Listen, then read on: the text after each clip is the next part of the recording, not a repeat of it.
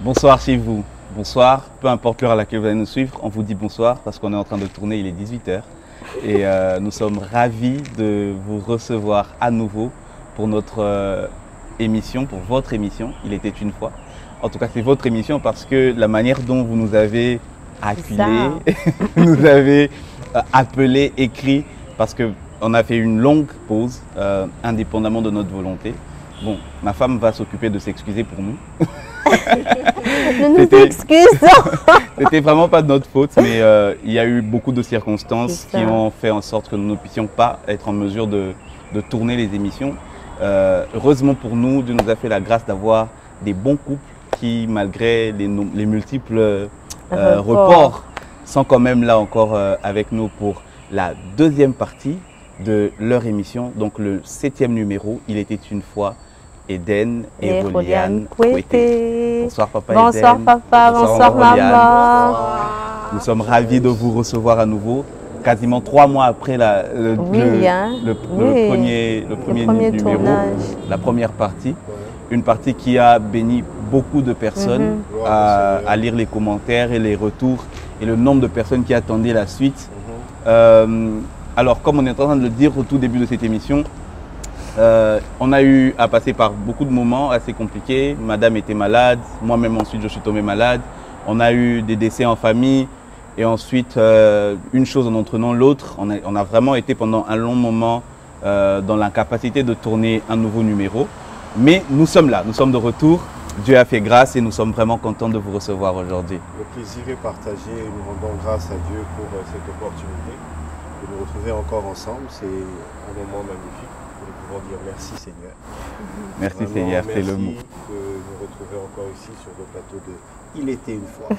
Il était une fois. Alors, il était une fois Eden Fortune et Roliane Kouété. Une histoire atypique. C'était beaucoup de choses, beaucoup d'étonnements. Je me rappelle de comment j'étais quand je suivais cette histoire. C'était la première émission où tu n'avais pas parlé. Je n'avais pas pu parler. C'est vraiment une émission qui, même moi-même, jusqu'à présent, j'arrive pas à mettre certaines choses en place. Mais comme ils ont dit, c'est une question de foi, c'était une question de grâce. Et c'est de ça qu'il était question. Et nous nous sommes arrêtés au point où nous étions en train de vouloir poser certaines questions que nous avions posées. Et pour cette deuxième émission, nous allons beaucoup plus, au-delà des questions auxquelles ils vont répondre, nous allons surtout nous focaliser sur certaines choses qu'ils ont dites lors de la première émission, qu'ils ont accepté de partager avec nous, avec vous, avec nous tous, parce que nous aussi nous profitons de cela. Toujours. Et alors, sans plus tarder, nous allons commencer à entrer dans le vif du sujet. Bébé, si tu peux poser les questions. Ok. Est-ce qu'il faut qu'on fasse un récap? Non, les amis qui n'ont pas suivi, hein, allez, c'est juste la précédente. Donc, rassurez-vous d'être abonné sur la page. Et quand vous allez sur la bibliothèque, il y a toutes les vidéos qu'on a tournées, tout est numéroté.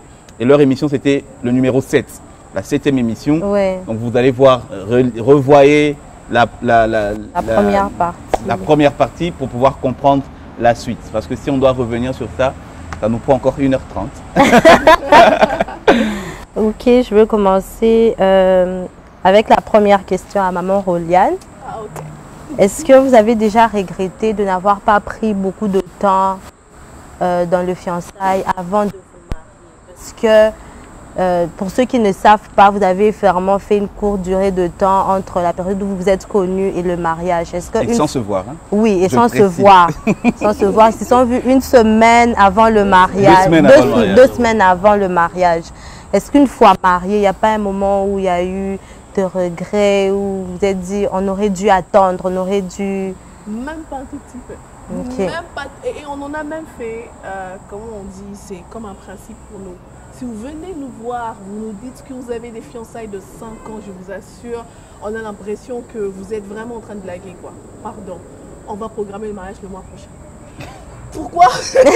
Non mais pourquoi on le dit? Parce que même si vous faites 10 ans en tant que fiançailles, vous ne vous connaissez toujours pas assez. Quand vous allez vous marier, vous devriez apprendre à vous connaître.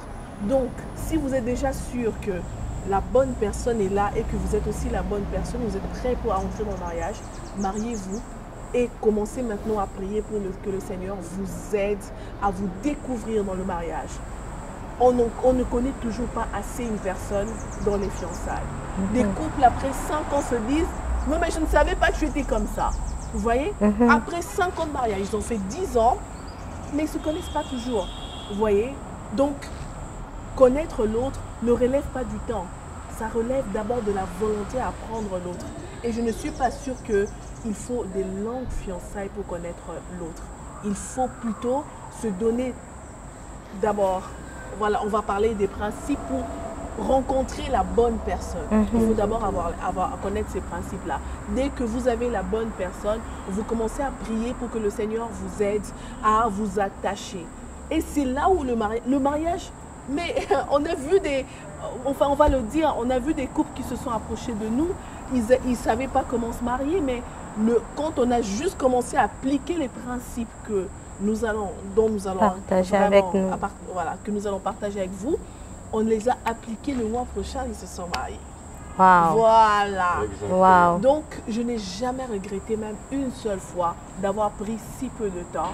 Et tous les jours, je rencontre mon mari, j'ai l'impression que je n'ai pas encore arrêté d'apprécier ce qu'il est. Et je bénis le Seigneur. Wow. Et il y a une autre question qui va découler de ce que vous avez dit. Quand vous avez parlé de rencontrer la bonne personne, connaître la bonne personne, il y a des questions des fois qu'on reçoit.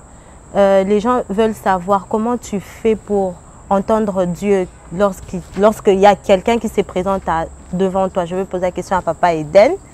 Comment est-ce que tu fais pour reconnaître la voix de Dieu, que Dieu te confirme que ça, c'est la bonne personne? Je dirais d'abord que écouter la voix de Dieu, cela relève de la qualité de ta relation. Amen. Donc tu ne peux pas dire simplement que voilà, j'ai prié et j'arrive pas à avoir de réponse. Non. La première question qu'il faut se poser, c'est d'abord de savoir si tu as une bonne relation avec Dieu. Si ta relation est intime au point où tu peux lui parler comme à un enfant et qu'il peut te répondre comme à un papa qui parle à son enfant. Exactement. Et certainement, lorsque ton père t'appelle dans la maison, il crie ton nom, tu sais que c'est papa qui t'a appelé. Donc, tu peux reconnaître la voix de Dieu, parce que la voix de Dieu n'est pas forcément une voix audible. Ça peut être un langage. Et ce langage-là, tu le reconnais parce que tu as une intimité avec Dieu. Je donne un exemple. Quand, par exemple, tu as prié, tu étais en train de dire, bon, écoute Seigneur, je voudrais rencontrer la bonne personne. Tu pries la journée et tout ça, tu sens que tu n'as pas assez de calme, assez de concentration pour le faire. Il t'inspire de prier, par exemple, à minuit. À minuit, c'est un bon moment en fait, parce que tu as une disponibilité où le Seigneur peut te parler par plusieurs façons. Par exemple, que tu pries, tu dors, il vient dans ton songe, il te donne un songe. Ou alors tu pries, après avoir prié, après une adoration, dans le calme là, le Seigneur peut te donner un passage biblique. Moi, ça m'est arrivé. Lorsque j'étais en train de prier le Seigneur pour que je puisse rencontrer la bonne personne, je faisais des prières de minuit. Parce qu'à minuit, en fait, c'est la porte de temps de la 3e veille où Jésus aussi priait. Il priait souvent vers ces heures-là. Alors je priais comme ça, je faisais comme le maître, sachant que le Seigneur devait me donner une inspiration pour que je puisse savoir. Alors j'étais attentif. Dieu ne voudrait pas qu'après que tu aies prié, tu éteins ton cerveau. Non, il veut que tu utilises aussi ton intelligence. Il m'a donné un passage dans Genèse 24, et je le dirai toujours, et je le dirai jamais assez. C'est vraiment ce passage qui m'a conduit à connaître la bonne personne, comment elle doit être. Les critères, pas selon moi. Selon moi, j'aurais pu donner des critères humains. Je vous dis qu'écoute, je veux qu'elle soit comme ça, comme ça. Mais cette histoire de Rebecca et de Isaac m'a vraiment inspiré. Et pendant toutes ces années où j'attendais Roliane, où je la cherchais en fait, mon modèle c'était la parole de Dieu. C'était Genèse 24. Et c'était à partir de ça que Dieu m'avait parlé. Okay. Maintenant, il suffisait de voir maintenant le prototype ou le génotype de cette personne-là qui devait être conforme à ce que la parole de Dieu m'avait dit. Ce que j'avais reçu dans la prière, aucun prophète, aucun homme de Dieu ne me l'a dit comme ça. C'est Dieu lui-même qui me l'a dit. Tu vois, là, je suis confortable pour dire je sais exactement qui je devais rencontrer. Et c'est comme ça que lorsque je l'ai eu au téléphone, je lui ai posé quelques questions, j'ai su que c'était elle. Donc il n'y avait pas de doute. Parce que c'est Dieu qui me l'avait dit dans le secret. Parce que j'avais une relation avec Dieu. C'est comme ça que tu peux reconnaître la voix de Dieu. Tu rencontres quelqu'un, tu vois qu'elle est bien, elle a de bonnes manières, elle est bien, elle prie, elle va à l'église. Mais en priant, tu sens que le cœur est lourd, tu n'as pas la paix. C'est un signe aussi pour te dire que ce n'est pas la bonne personne. Tu risques de forcer et tu risques après de regretter parce que la personne peut-être va mal se comporter ou va te briser le cœur. Parce que tu n'auras pas eu le temps de laisser Dieu te parler. Pas être pressé de dire oui, on va se marier parce que tu n'as pas entendu la voix de Dieu. Moi, j'ai précédé les choses. Moi, j'ai d'abord entendu la voix de Dieu et j'attendais l'occasion pour véritablement confirmer. Et même que quand on s'est parlé avec elle, elle n'a pas dit oui, elle n'a pas dit non, mais elle a dit prions. Moi, j'ai beaucoup aimé ça. Elle a dit, donc écoutons encore la voix de Dieu, parce que c'est dans la présence de Dieu que sa voix se fait entendre clairement selon ce qu'il a comme langage de votre intimité. La communion avec Dieu, je crois que c'est une chose qui est la plus primordiale. Si tu veux te marier en tant que chrétien, tu dois dans la communion écouter la voix de Dieu par le Saint-Esprit. Il peut te passer, ça dépend d'une personne à une autre. Ace, par exemple, lui, il fait des rêves magnifiques comme Joseph, tu vois, et il écoute la voix de Dieu. Et Dieu, le matin, lui dit, par rapport à son rêve, il dit non, j'ai rêvé ça, ça, ça. Il sait déjà que voilà comment on va faire les choses. Mais une autre personne aussi a une autre façon d'écouter Dieu. Donc, c'est relatif. Donc, c'est ce que je puis dire. Si je peux, vous me permettez de rajouter, c'est que vraiment, c'est cela ce qu'il a dit. Et je vais prendre le point, je vais aller sur les couples. Vous voyez les couples qui divorcent. Les couples qui divorcent, on a beaucoup discuté avec eux. Tu vas voir que l'homme, en fait, la femme dit, ce n'est pas comme si on ne me l'avait pas dit. Ça veut dire que j'ai été têtue, c'est pourquoi j'ai continué dans cette relation et regardez comment ça s'est fait. Ça veut dire que même quand la relation ne réussit pas, les gens disent déjà que je le savais. Les gens savent. Non, mais ces gens qui sont en train de nous suivre, vous savez que la personne avec qui vous êtes n'est pas la bonne personne. Vous savez aussi que la personne, ou si le problème, c'est que quelquefois les gens ont du mal à rester seuls.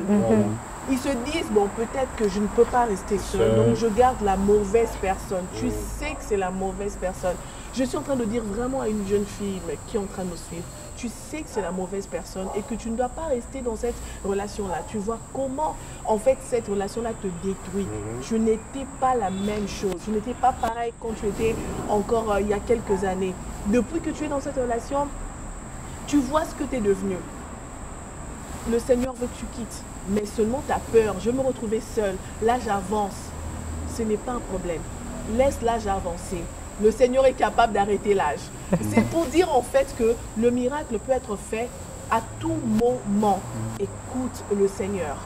Tu ne vas pas me dire que tu n'es pas en train... Tu vas écouter le Seigneur parce que le Seigneur te parle et tu verras qu'il te fera beaucoup de bien là où tu avances. Pour parler de ça, le problème avec ça aussi, c'est que quand vous avez peur de lâcher quelque chose, parce que vous avez peur de rester seul, vous avez peur de ne pas avoir quelqu'un d'autre après.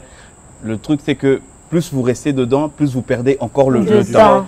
Plus vite vous lâchez et plus vite vous aurez ce qui vous est réservé. C'est comme cette image que l'on montre d'une petite fille qui a un petit nounours en main et il y a un homme devant elle qui a sa main derrière qui lui demande de lâcher son petit nounours. Et elle ne sait pas que derrière le dos de la personne qui lui demande de lâcher le nounours, il y a un plus grand. Et tant que tu as les mains pleines, on ne sait pas donner ce que tu dois recevoir. Donc c'est vraiment, je suis sûr que c'est pour quelqu'un comme Maman Roliane l'a dit. Et j'espère qu'elle nous aura compris et qu'elle comprendra qu'il faut qu'elle fasse le pas. Nous sommes bénis déjà dès les débuts. En fait, aussi, il y a quelque chose, c'est... Rencontrer l'autre, c'est pas de la magie. C'est pas de la magie. Il faudrait qu'on se réveille, hein, les jeunes, on doit se réveiller. Rencontrer l'autre, c'est pas de la magie, dans le sens où j'ai prié et puis paf, demain je rencontre. Non, ça se passe pas comme ça. Le Seigneur te forme avant pour que tu rencontres la personne. Exactement. Il est en train de vous dire qu'il était sur Genèse 24. Le Seigneur l'a laissé pendant 10 années pour apprendre. Pendant 10 ans. Et or, pendant ce même laps de temps, vous avez travaillé ensemble dans les mêmes endroits sans vous être vus. Vous avez des amis en commun, vous ne vous êtes jamais vus. Pourtant, vous auriez pu vous rencontrer en ce moment-là. Vous n'étiez pas pris l'un pour l'autre. Pendant 10 ans, le Seigneur a eu à me former pour que j'acquière le profil qui devait être justement mature pour recevoir cette dame. Si je l'avais reçue avant, si j'avais lâché mon nounours avant, j'aurais pas pu porter ce gros nounours. En fait, Dieu voudrait que chaque personne arrive à une certaine maturité pour qu'il puisse recevoir une autre dimension de foi. Jésus disait à ses disciples, je ne peux pas vous dire certaines choses maintenant car vous ne pouvez pas les suivre. Il faudrait que je vous envoie, lorsque je serai parti, je vous envoie le Saint-Esprit qui vous aidera. Lui, il prendra tout ce qui est à moi et vous l'annoncera. En ce moment-là, vous pourrez le porter, vous pourrez supporter ça. C'est en fait ça. Le Seigneur m'a fait cette grâce, je bénis Dieu, parce que je suis passé par beaucoup de choses durant ces 10 ans qui c'est vrai, c'était pas agréable. J'ai eu à souffrir aussi, ça m'a... des fois, j'avais même commencé à dire non, je vais même arrêter cette histoire, je ne vais plus me marier. Tu vois, mon, parce que tu souvent sais, les gens finissent par se dire ça. Oui. Moi, ma douleur à l'estomac, un gaviscon.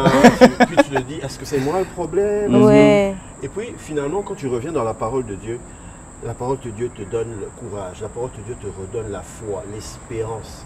C'est pourquoi je puis dire à un jeune, si ça ne va pas, si tu sens que tu es fatigué, que tu en as marre, malgré que tu es encore jeune, tu te dis, peut-être que moi je ne suis pas fait pour le mariage. Non, pas fait pour moi. Dieu a fait chaque personne pour se marier et il a fait que dans le mariage que tu sois heureux. Mais pour ça, tu dois passer par le chemin de la formation. Nous disons tout le temps que le mariage, c'est aussi, je peux dire, le synonyme de l'épreuve. C'est comme si tu entres dans une salle où il y a des examens. Tu dois passer une série, une batterie d'examens. Tu as fait l'examen de philosophie, tu as fait l'examen de communication, tu en fais plusieurs qui vont faire en sorte qu'à la fin, Dieu puisse te couronner. Tu vois? Mais certaines personnes se disent, écoute, depuis que j'ai commencé à prier, je n'entends pas la voix de Dieu. Les gens qui viennent vers moi, j'ai l'impression que ce n'est pas ça, je ne les sens pas. En fait, à un moment donné, on veut que ce qui plaît à nos yeux puisse nous combler. Exactement. Or, le mariage n'est pas forcément ce qui est d'abord qui frappe aux yeux. C'est pas d'abord ça, parce que si c'était que ça, parce qu'après, vous voyez, quand il y a un coup de foudre, c'est d'abord ce que tu vois. Mais lorsque le coup de foudre se refroidit, ça veut dire que les raisons qui ont fait que tu admires, si elles ont disparu, donc tu vas plus aimer. Or, l'amour n'est pas simplement un sentiment. L'amour, c'est une décision, c'est un engagement. Donc, le Seigneur a eu cette pédagogie de pouvoir m'enseigner pendant 10 ans pour que je comprenne comment est-ce que je devais être et comment je devais accueillir la reine que Dieu m'a donnée. Merci ma chérie d'être venue. Malgré la séparation, il y a quand même eu le bisou. Milito, tu as séparé les chaises lors de ta déco, tu n'as pas réussi. J'ai peut-être fait longtemps, mais je n'ai pas regretté ce temps de formation. Ça fait de moi celui que je suis aujourd'hui pour que Roliane soit bénie, tu vois. Si je n'avais pas accepté cette formation, si j'avais laissé tomber, je ne serais pas cette bénédiction pour elle. Et je bénis le Seigneur pour cette grâce qu'il m'a donnée de bénir la vie de Roliane. Et je suis très heureuse, je vous assure, il est vraiment une bénédiction pour moi. Amen. Alléluia. Si je peux me permettre de rajouter quelque chose par rapport avec ce que Papa Eden a dit, dans le sens où Dieu des fois attend qu'on atteigne une certaine maturité pour nous donner certaines choses. C'est vraiment un peu comme un enfant, un bébé. Quand il grandit, il y a certains aliments qu'on lui donne, d'autres qu'on ne lui donne pas. Mais ce n'est pas que c'est mauvais pour lui. Plus tard, ça sera bénéfique pour lui. Mais seulement, en ce moment-là, ce n'est pas ce qu'il faut. Si tu lui donnes ça, tu peux lui donner la viande. C'est un bébé, il n'a pas de dents. Ça va lui causer des problèmes. Mais c'est quelque chose qui est bon, pour lui. Mais l'âge n'est pas encore requis. C'est pourquoi crois que le Seigneur a attendu un moment pour dire il n'est pas bon. Il ne l'a pas dit au début. Il a dit ça à un moment donné. Il a remarqué qu'il a atteint maintenant la maturité. Il peut nommer, et non seulement il peut nommer, il peut donner la direction, l'orientation, une destinée à la personne qui va être à côté d'elle. C'est maintenant que je vais lui faire une aide semblable. Amen. Avant d'avoir Goliath, David a d'abord eu les lions, les ours. Oui, exactement. Il faut passer par la formation. Sinon, tu te réveilles un matin, tu dis, je veux rencontrer une bonne personne. Tu suis notre émission, et puis tu pries, et puis tu dis, la première personne que je vais rencontrer et qui me dira ça. Non, là c'est une déviance. Et puis généralement dans ce genre de cas, même toi-même, tu as tellement peur que tu cherches un truc facile. Ça sera vraiment genre la première personne qui va me dire bonjour, mais en lingala. Tu es sûr qu'à un moment donné de la journée, il y a certainement quelqu'un qui va te dire ça. Et les gens ont peur dans ce genre de cas de dire des choses vraiment très compliquées. Mais c'est pour dire qu'en fait, dans tout ça, il faudrait, comme Papa Eden l'a dit, être sensible à la voix de Dieu, mais surtout savoir que chacun a son histoire, chacun a son parcours. C'est ça, surtout. Il ne faudrait pas calquer sur ce que vous avez entendu d'une personne. Après, il y a de ces gens qui ont le même genre d'histoire avec d'autres. Ça veut dire que la même chose qui a été faite pour tel, c'est la même chose, c'est le même genre de choses qui arrive pour toi. Mais il faudrait maintenant plutôt aller dans le sens de demander au Seigneur de vous mettre vraiment dans la lignée de ce qui est à vous, pour ne pas aller ni à gauche ni à droite et ne pas vous perdre dans tout ce qui vient. Moi, je me rappelle que moi, je disais à Dieu que je voulais entendre Dieu citer son nom, qui me dit c'est Enoch, Enoch. Ou bien il y a un moment, je me disais qu'en ouvrant la Bible, comme il y a un Enoch dans la Bible, que je tombe sur un verset, on écrit Enoch, on parle d'Enoch. Ce n'est jamais arrivé. Jamais. La chose la plus forte que vous pouvez connaître de Dieu, c'est ses empreintes qu'il met en vous, la formation qu'il vous donne. Le Seigneur nous forme, il n'est pas un magicien. Il vous forme avant de vous donner quelque chose de bien. Moi, je suis dans une compagnie, c'est une multinationale. Et comment on sait déjà que telle personne va occuper tel poste?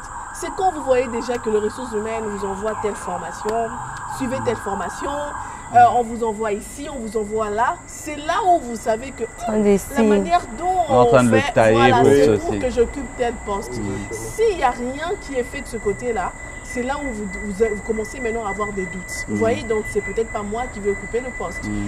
Et chercher l'information. Je pense qu'au lieu de prier pour l'homme ou prier pour la femme, priez pour que le Seigneur vous forme, qu'il vous prépare, qu'il vous motive, qu'il vous capacite.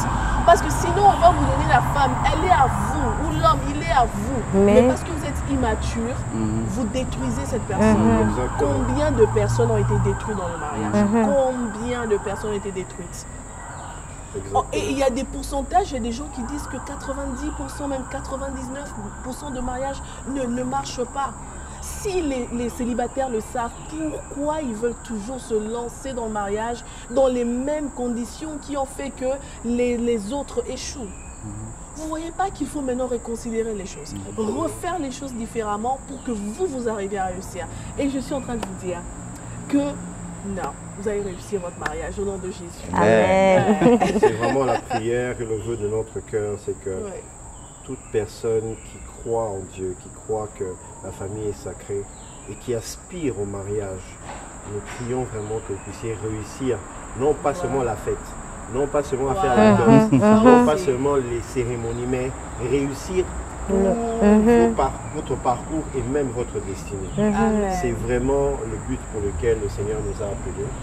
C'est pour que vraiment nous puissions contribuer aux familles, contribuer dans les couples pour qu'ils puissent bâtir des familles fortes et accomplies sur la parole de Dieu qui est le fondement sur nous. Juste un dernier point vraiment pour prendre la prochaine question, mais c'est comme une image qui me revenait par rapport à, je ne sais pas pourquoi on insiste sur cette histoire de savoir la bonne personne, mais vous savez, moi je suis vraiment un amoureux des puzzles et des jeux de casse-tête comme ça, et dans les jeux de puzzle où il faut reconstruire par exemple une cité ou une image, chaque pièce a une forme. Exact. Mais il y a de ces fois où pour une pièce, pour un endroit, il y a une forme qui va bien aller sur cet endroit-là.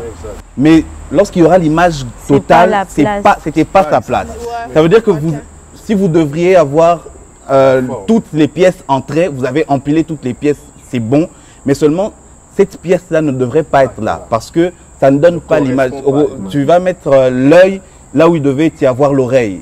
Et ce qui fait que, pourquoi on demande à Dieu de nous montrer vraiment la personne qu'il faut, c'est parce qu'on veut que l'image soit parfaite lorsque l'on finit.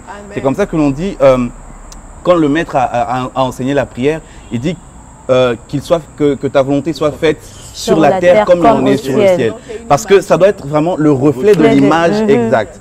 Pour que nous soyons, pour avoir la bonne personne, c'est comme Papa Eden le disait, il faut que nous-mêmes nous devenons déjà la bonne personne. Être la bonne personne pour recevoir la bonne personne. Parce que on ne met pas du vin nouveau dans des outres vieilles. Ça fait que c'est une fois que c'est comme ça que même quelqu'un disait, avant de prier pour avoir la bonne personne, priez pour être vous-même la bonne personne. C'est ça. Parce que comme maman l'a dit, si finalement vous n'êtes pas une bonne personne, vous détruisez la bonne personne que Dieu vous donne. Voilà. C'est comme ça que vraiment on a dit, il y a des gens qui ont été brisés parce que c'était la bonne personne, mais seulement le moment n'était pas le bon. Alors vous avez brisé quelque chose qui devrait être bien, et puis voilà. Oui. Tout... Je pourrais donner une anecdote juste pour terminer par rapport à ça. Je me souviens, alors que j'étais encore en train de rechercher Roliane maintenant physiquement, puisque j'avais beaucoup de, je peux dire, des signes par rapport à Genèse 24. Alors, une fois j'étais devant l'église, je priais à l'époque, je vois des sœurs entrer et sortir. C'était le début du culte. Alors je dis au Seigneur, mais Seigneur, montre-moi seulement parmi ces jeunes filles ici, montre-moi seulement l'une d'entre elles. Et tu me confirmes que c'est elle comme ça. Je suis toujours seul. J'étais avec des frères comme ça, mais je disais ça dans mon cœur. Le Saint-Esprit me dit, tu sais qu'il y a deux types de personnes. Il y a des personnes qui sont flashy, qui ont beaucoup d'attrait, et des personnes qui n'ont pas beaucoup d'attrait. Tu vois ce que tu es en train de demander là? C'est comme si tu demandais que l'on puisse te donner une personne mais qui ne te sera pas utile. Je dis, qu'est-ce que tu expliques là? Il me dit, entre le sapin de Noël et la vigne, qu'est-ce que tu choisis? Je lui dis, la vigne? Il dit oui, parce que le sapin de Noël, tu le prends, tu l'emmènes juste à une période de l'année.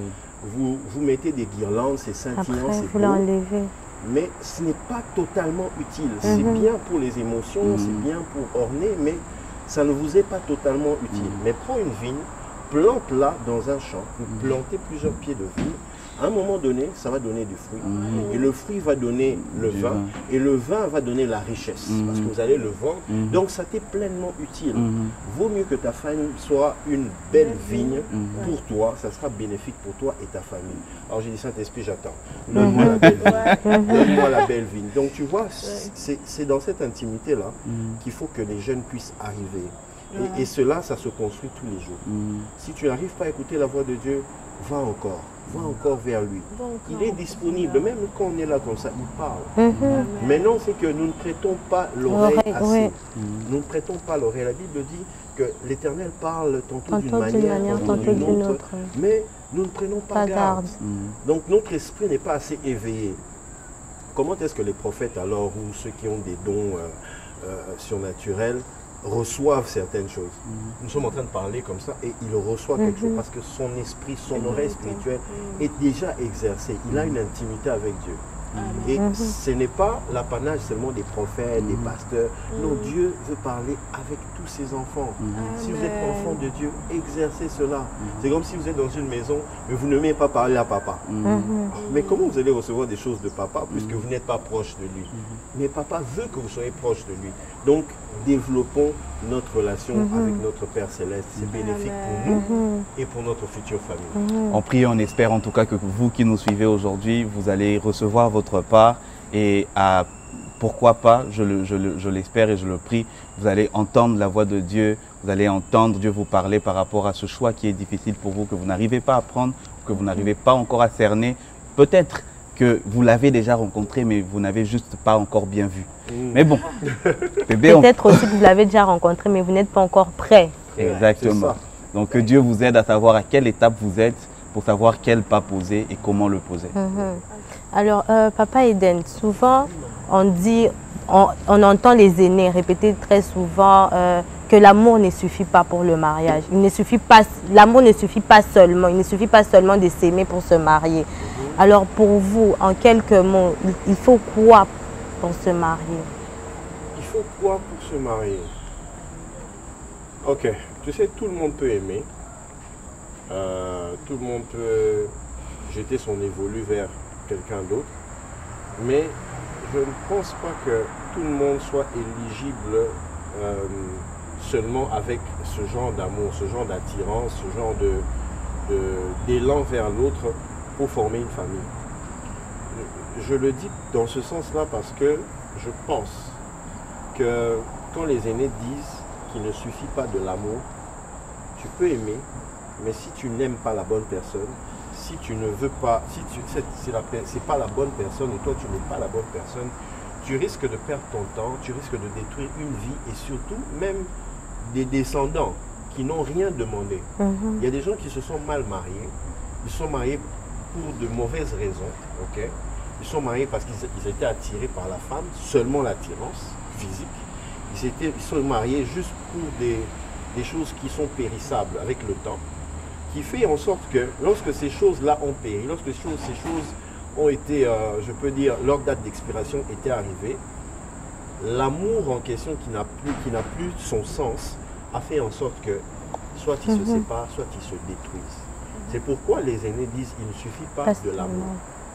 J'aime ce verset de Romains 12, chapitre 12, verset 2 qui dit « Ne vous conformez pas au siècle présent, mais soyez transformés par le renouvellement de l'intelligence, afin de connaître la volonté de Dieu, ce qui est bon, agréable et parfait. » Le problème ici, c'est quoi? C'est que des fois, les gens veulent faire les choses comme les autres. Donc, je veux me marier comme elle s'était mariée. Tu n'as pas vu, ta copine, là, elle s'est mariée comme ça. Moi aussi, je veux. C'est un conformisme. Mais vous n'êtes pas votre copine. Vous n'êtes pas votre grande sœur. Vous n'êtes pas votre cousin. Il s'est marié, c'est sa façon de faire. Ok? Vous avez une relation avec Dieu et vous devez vous marier selon la volonté de Dieu. La volonté de Dieu n'est pas dire qu'il n'y aura pas d'amour. Dieu va faire en sorte que vous puissiez aimer. Vous allez sentir que vous aimez cette personne. Parce qu'il ne faudrait pas épouser non plus quelqu'un qu'on n'aime pas. Oui. Mais il doit se rassurer dans la maturité que tu aimes la personne. Et que cette personne que tu aimes est dans sa volonté. Alors, quand je dis ne pas se conformer, ça veut dire ne pas imiter, ne pas faire les choses par imitation, par mode, par style. Aujourd'hui, nous voyons les gens qui se marient juste parce que le mois passé, c'était sa cousine avec laquelle ils sont dans la même chambre. Alors, c'est pas possible. Moi, je ne peux pas rester comme ça. Moi aussi, va mettre la pression à son fiancé ou elle va chercher rapidement quelqu'un parce qu'il doit avoir aussi une fête pour elle. Là, c'est du conformisme. Alors, lorsque tu as une relation avec Dieu, tu peux commencer à demander à Dieu, travaille en moi. Je dois être la bonne femme, je dois être l'homme qu'il faut, l'homme mature, l'homme équipé, responsable, l'homme qui peut déverser assez de l'amour. Parce qu'une femme a un compte émotionnel. Il faut tout le temps créditer son compte. Si tu n'as pas la capacité de créditer son compte émotionnel, ne le fais pas. Ne t'avance pas, ne t'engage pas. Tu n'es pas assez mature pour le faire. Ok? Parce que si tu veux simplement t'afficher, parce que d'autres personnes se mettent en couple pour s'afficher devant les amis. Donc pour lui, la femme avec qui il est, c'est un poisson trophée. Il veut juste montrer, non, je suis capable d'avoir une jolie femme à côté de moi. C'est une mauvaise raison pour laquelle il se met en couple. Il n'est pas encore capable de pouvoir véritablement répondre aux besoins de cette femme-là. Mais il fait les choses par rapport à un conformisme. Alors en tant qu'enfant de Dieu, il ne suffit pas d'amour, il ne suffit pas d'intelligence, il suffit d'être transformé par la formation de Dieu, au moins de la parole de Dieu, qui va te donner le renouvellement de l'intelligence. Donc tu ne vas pas faire les choses selon les humains. On sait que je rencontre quelqu'un, je la drague, je lui dis qu'elle est bien, j'apprécie ses manières, son comportement, je la séduis. Et puis, je lui propose ce que je veux là. Je veux l'épouser et puis finalement on se marie. Ça c'est une intelligence, c'est une logique.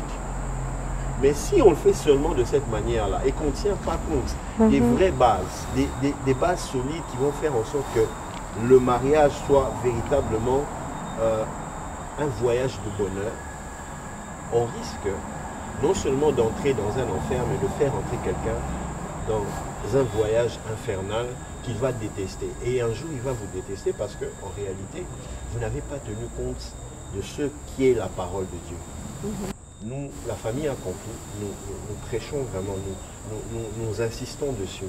C'est qu'il est important de pouvoir se référer à la parole de Dieu. Parce que c'est sur elle qu'on peut bâtir une relation stable, forte, et une relation qui va être vraiment une source de bonheur. La Bible dit, ne vous bornez pas à écouter la parole, mais mettez-la en pratique. Et Jésus dit, celui qui met ma parole en pratique, il est comme une maison qui est bâtie sur le roc. La famille doit être une maison bâtie sur le roc. Afin que demain on ne puisse pas regretter, dire, ah, je ne sais même pas pourquoi je t'avais épousé. Tu étais belle à l'époque, mais toi aussi tu avais l'argent à l'époque, mais maintenant tu n'as plus l'argent. Tu vois, ce n'est pas une base solide. La parole de Dieu va faire en sorte que, ayant pris cet engagement d'amour, que ce ne soit pas seulement l'amour, mais que ce soit quelque chose de plus fort. Parce que Dieu est amour, justement. Il ne va pas être un sentiment, mais il sera votre force. En temps de paix, en temps de trouble, en temps de tempête, en temps de crise, vous serez tellement enraciné en Dieu que votre relation ne va pas en souffrir. Amen. Tu vois, votre relation ne va pas tanguer, ne va pas bouger, parce que Dieu est stable. Vous savez, la chose la plus stable qui existe dans l'univers, c'est le règne de Dieu. Au commencement était la parole. Aujourd'hui est la parole. Et à la fin des temps, ce sera la parole. Donc, vaut mieux être fondé, basé sur la parole qui ne va pas bouger. Donc, ce ne sera pas parce qu'aujourd'hui, il y a quelqu'un qui fait rage dans la ville, qui vient se présenter à vous. Vous êtes déjà marié, mais vous commencez à changer d'avis. Vous êtes déjà fiancé, mais vous ne respectez plus votre engagement. Vous commencez à tanguer, à dire, peut-être que ce n'était pas lui. Hein. Je vais chez ce gars parce que je crois qu'il est prêt. Être prêt, qu'est-ce que ça veut dire être prêt? Tu ne vas pas prendre une décision parce que l'autre te dit, j'ai les moyens de t'épouser maintenant. Non, tu prends une décision parce que tu te conformes à la parole de Dieu qui t'a transformé et t'a donné une intelligence surnaturelle. Être transformé par le renouvellement de l'intelligence, c'est-à-dire que tu vois les choses comme Dieu le voit. Tu ne vois pas les choses comme ton père te dit, non, tu n'as pas d'argent, comment tu vas faire épouser la fille d'autrui? Non, tu vois les choses par la foi. Dieu t'a dit, c'est elle. Et Dieu te dit, ok, je vais avec toi jusqu'au bout. Choisis une date. Tu dis, ok, le 16 décembre. Dieu dit, je pars avec toi. C'est moi qui te marie. Et tu dis à ton père, tu dis, non, toi tu n'as pas de travail, qu'est-ce que tu vas faire? Lui ne voit pas les choses comme toi. C'est vrai que il est, comment dire, il est soucieux, c'est son fils, et puis tu portes son nom. Il ne veut pas que son nom soit souillé, tu vois. Et il se dit, s'il va devant les gens là-bas, dans l'autre famille, dire que voilà, je voudrais épouser votre fille et qu'il n'a rien. Mais si vraiment tu as le go de Dieu et que c'est sur sa parole, je pense que le Seigneur sera avec toi. Je ne le dis pas pour le dire. Avec ma femme Roliane, nous avons fait cette expérience nous-mêmes, mais aussi nous avons parrainé ce mois ici, certains frères qui voulaient se marier. Avant, ils ne savaient pas comment se marier. Mais le Seigneur nous a envoyé ces personnes et nous les avons coachés dans la foi, afin qu'ils se conforment à la parole de Dieu, qu'ils ne se marient pas parce qu'on leur met la pression, ça fait 5 ans. Non, vous mariez parce que c'est le temps, parce que Dieu vous a donné sa façon de voir les choses. Et il a placé en vous les capacités de la maturité assez pour vous marier, n'est-ce pas, ma chérie? Exactement. Et je voulais dire aussi c'est quoi? C'est que quand on dit qu'on ne se marie pas nécessairement parce qu'on a l'argent ou parce qu'on n'a pas l'argent, j'aimerais que vous compreniez une chose.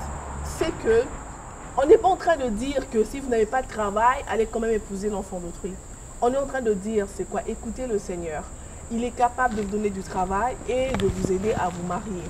Écoutez le Seigneur. Alors, on n'est pas en train de dire non plus que j'ai prié et puis j'attends que le Seigneur agisse. On n'est pas en train de dire ça. Comme beaucoup de chrétiens. Vous savez, si vous avez envie de conduire un véhicule, le véhicule est là. Vous vous mettez à genoux, vous commencez à prier pour conduire la voiture. Quand vous finissez, entrez dans la voiture, démarrez. Si vous ne démarrez pas et que vous restez juste parce que vous avez prié, vous n'avancerez pas, vous allez rester sur place. Absolument. C'est pareil, la parole de Dieu vous forme, vous change, vous transforme, fait de vous une nouvelle personne. Et puis vous savez poser des actions comme il se doit. Exactement. La parole de Dieu vous aide à performer au travail, à performer dans le mariage, à performer dans tout ce que vous faites. Et c'est de ça que nous parlons. Exactement. Voilà. Quand papa Eden était en train de donner l'exemple des gens qui se mariaient pour une certaine raison, ça m'a rappelé une histoire que papa nous racontait.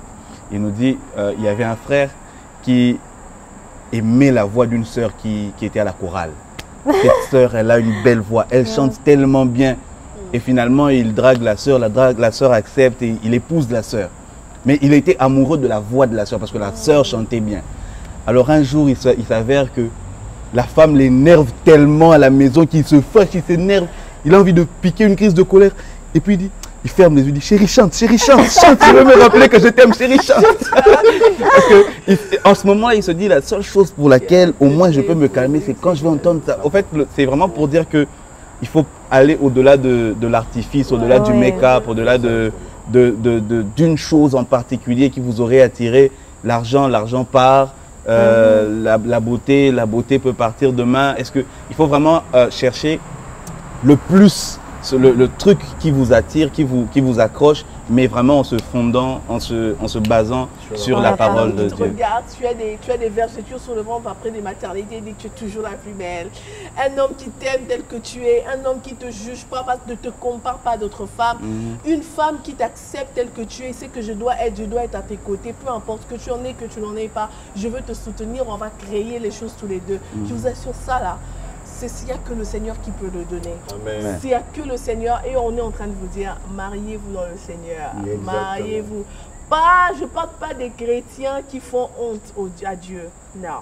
Je parle des vrais chrétiens, des vrais enfants de Dieu qui disent que mon Père est là, tel que mon Père voit, il voit dans le secret et je ne dois qu'être qu'une personne transformée, changée pour lui.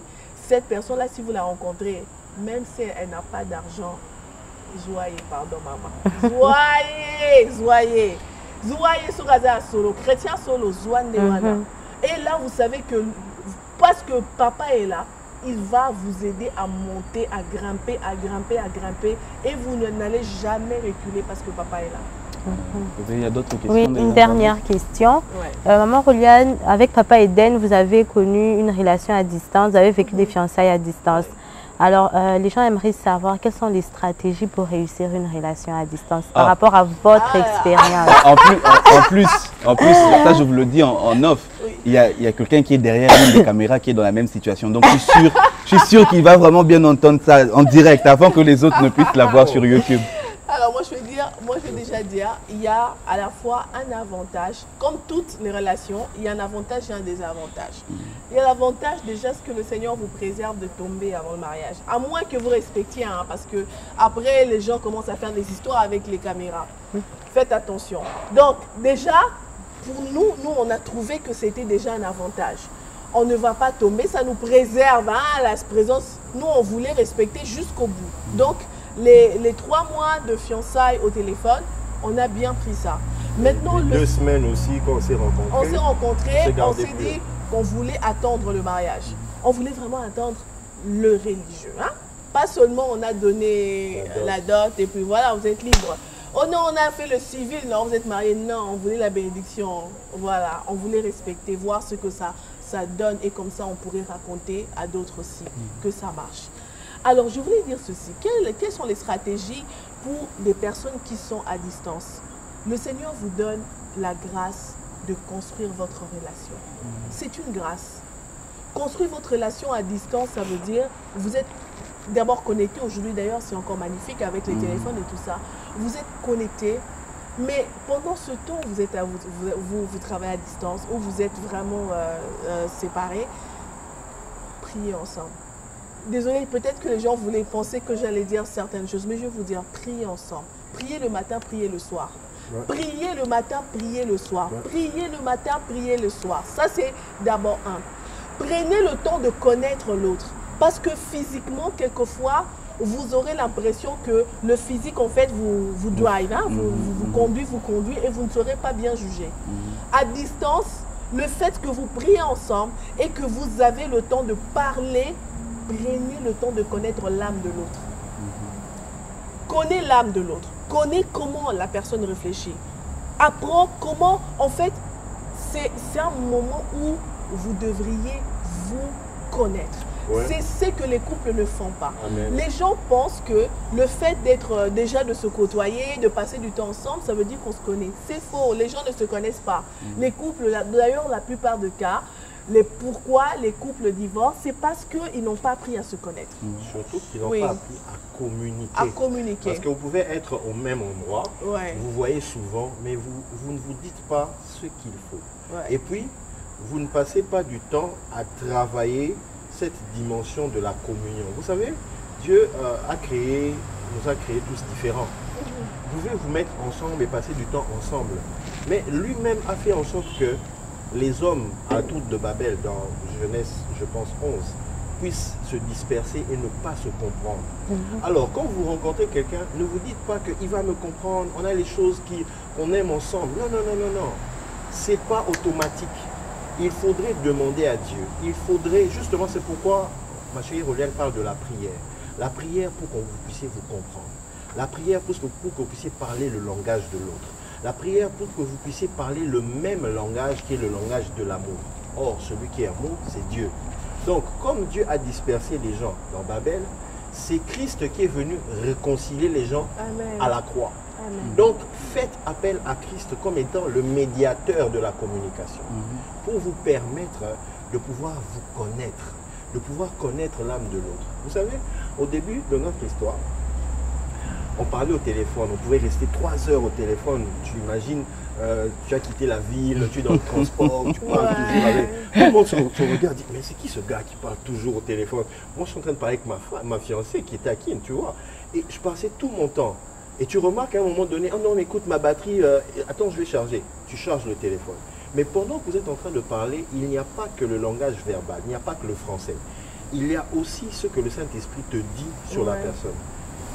Roliane avait posé la question au Saint-Esprit, mais parle-moi un peu d'Eden. Qui est Eden? Qu'est-ce qu'il est vraiment? Comment il pense les choses? Et le Seigneur lui a révélé, tu vois? Et pendant ce temps-là, Eden, s'il te plaît, pendant ce temps-là, quand le Seigneur m'a dit au téléphone, on a travaillé sur ça. Le Seigneur m'a dit qui il était. Attends, on ne va pas le cacher, il est fils unique de sa maman. Un fils unique de sa mère, attendez. Capricieux. Donc, il y a beaucoup de caprices dedans. Et maintenant, le Seigneur nous a juste dit, le Seigneur m'a dit que tu étais capricieux. Et lui aussi, en fait, il savait déjà, Roliane, c'est quelqu'un, bon, enfin, voilà. C'est l'aîné de sa famille. Et puis, je suis l'aîné. Elle est un peu responsable. Je suis responsable depuis. Qui a l'idée ses frères et ses sœurs. Oui, je les ai élevés. Donc, du coup, je dirige. Donc, elle a un peu le boulot et tout ça, ça fait caractère. Leader, tu vois. Maintenant, c'est pendant ce temps qu'on a appris à travailler nos caractères ensemble. Je vais vous donner des exercices qu'on a fait. Il m'a dit d'être juste devant le miroir et de commencer à déclarer qui je suis. Je commençais à déclarer, je suis Roliane, je suis une femme soumise, je suis une femme qui... C'est-à-dire que je suis prête à entrer dans la destinée, c'est-à-dire accompagner un homme dans sa destinée. Ça ne sert à rien que je sois en train de diriger à la maison, il ne sera pas à l'aise avec moi. On n'allait même pas pouvoir faire famille accomplie, vous voyez. Parce qu'il suffisait juste que je dise quelque chose et qu'il me regarde pour qu'il commence à m'attaquer aussi, vous voyez. Mais on a fait ces exercices. Moi, je suis devant le miroir, j'ai écrit mon identité. On fait faire des exercices aux personnes qui me demandent. J'ai écrit mon identité, je suis Roliane Nude, je suis une femme soumise, je suis une servante de l'Éternel et je suis le visage de Dieu pour mon mari. Ça veut dire que je sais descendre, je sais l'aimer. L'aimer, le Saint-Esprit répand l'amour dans mon cœur. Parce que jusque-là, je ne sais pas encore aimer. Il n'y a que Dieu qui peut m'aider à aimer cet homme de la meilleure manière.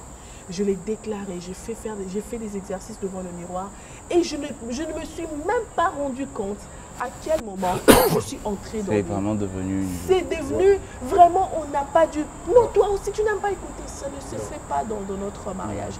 Vous voyez, on est en train de parler, on travaille souvent ensemble, on sait déjà qu'on se fait de la passe. dans tel domaine, moi je suis plus forte pour parler et donc je parle. Quand c'est lui qui parle, je sais que ça c'est son dada et donc il le fait. On fait des choses ensemble et pas de dispute, pas de « oh toi aussi, il n'y a pas » et voilà, le Seigneur nous a aidés. Et donc, même avec son caractère, fils unique, il devait, d'ailleurs le Saint-Esprit lui a dit « écoute ta femme, écoute ta femme ». Ça veut dire quoi? Il sait déjà qu'il est capricieux. Quand je lui dis « chérie, ça ce sont des caprices ». Ah, c'est vrai. Il est disposé à comprendre. Il voulait comprendre quels sont mes moments de caprice. Parce que lui-même, il ne sait pas. Moi, je ne peux pas voir. Il ne peut pas voir. Il peut pas je vis voilà. Normalement. Moi, je sais ce que je fais, c'est normal. C'est normal. Mais elle peut me dire non, ce que tu fais là, c'est un caprice. C'est pas objectif. Raisonne d'une autre manière. Voilà comment on peut faire. Et en tant que ma conseillère, comme Dieu m'a dit, écoute ta femme. Voilà. Et j'applique. Et ça nous a éduqués. Et en fait, au fil du temps, on a senti qu'on a vraiment fait ça facilement et le Seigneur nous a conduits.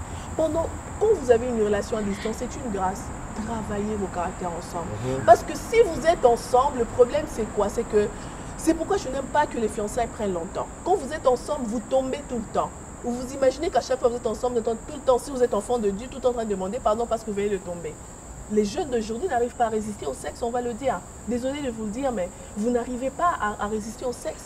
Et ils sont déjà en fait partis et ils ne savent même pas qu'on doit plutôt nettoyer notre environnement pour qu'on arrive à vivre pur. Oui, l'environnement, moi j'ai des sœurs, j'ai des frères. Quand je vois que ma sœur poste une photo qui n'est pas, qui est un petit peu indécente. Papa, je ne peux pas te supprimer, tu es ma soeur, je ne peux pas te supprimer de la liste de mes amis. Je vais juste faire en sorte de ne pas voir ta publication. Je hide ça, j'interdis ça pour que ça apparaisse sur mon fil d'actualité. Je ne veux même pas regarder même les quiz d'une autre femme. Vous imaginez? Parce que je veux garder mes yeux purs. Et ça, j'ai appris de mon mari. En fait, ce dont elle est en train de parler, c'est le principe de la consécration qui passe par la circoncision, c'est-à-dire enlever cette partie qui est inutile. La circoncision, lorsqu'on le voit dans la Bible, le peuple d'Israël, Dieu avait demandé ce signe-là. Il fallait que le peuple puisse enlever le prépuce afin qu'il soit dans son alliance. Et en fait, c'était pour qu'il puisse lui appartenir. Comment voulez-vous? Vous êtes en relation à distance, mais au lieu de vous garder pur, non, vous utilisez le téléphone pour faire des sextaires, pour faire ce genre de choses qui ne cadrent pas avec la parole de Dieu. Cela ne va pas vous emmener à réussir votre mariage, ni à réussir ce projet. Pour réussir ce projet, il faut marcher dans la pureté, dans la sainteté. Et pour marcher dans la sainteté, il faut enlever cette nature de Adam. La Bible dit qu'il faudrait, dans Romains 6, qu'il faudrait se dépouiller de Adam. Il faudrait passer par le baptême en la mort et la résurrection de Christ, afin de crucifier cette chair, de crucifier la nature de Adam qui pousse les gens à cette légèreté, à se dire, bon, écoute, on est fiancés, mais on peut essayer, non, on peut faire ça, non. Ouais. C'est Adam qui te pousse, c'est même pas toi. C'est l'ennemi numéro 1 de ton mariage qui est en toi. En fait, ton ennemi, le numéro 1, c'est Adam qui est en toi. Si tu ne l'as pas encore crucifié, il va te pousser à faire des choses qui sont contraires à la volonté de Dieu. Ok?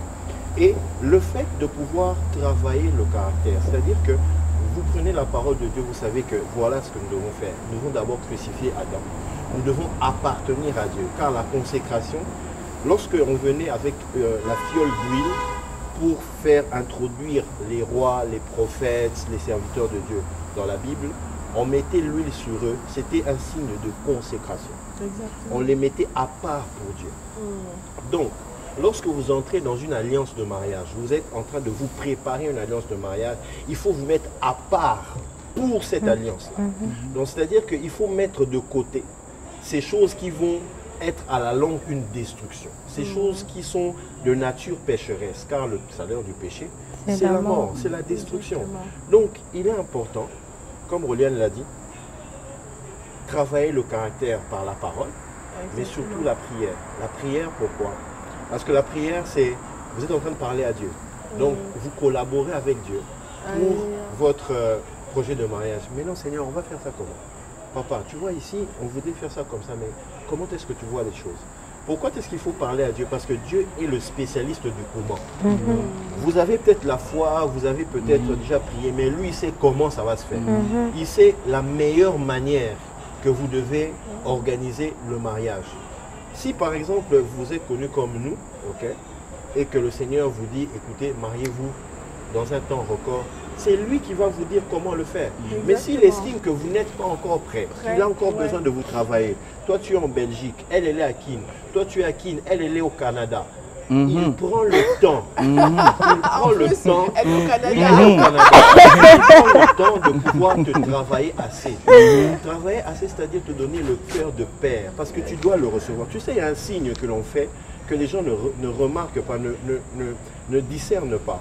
Vous voyez un peu, lorsque on fait la cérémonie de mariage, il y a un signe que l'on fait souvent. On demande au père de prendre la main de sa fille et de le donner au futur époux. Ça veut simplement dire que la femme ne quitte pas son père, mais elle change de père. Donc il faudrait que le Seigneur puisse donner à cet homme-là un cœur de père pour recevoir sa femme. Tu vois? Et c'est important qu'il se rassure, qu'il dise: il n'est plus bon que cet homme-là soit seul, parce qu'il a déjà acquis le cœur de père. Tant que tu n'as pas encore acquis le cœur du père, il ne te donne pas la femme. Parce que tu es encore un enfant. Maudit soit le pays dont le roi est un enfant, parce qu'il ne va pas bien diriger.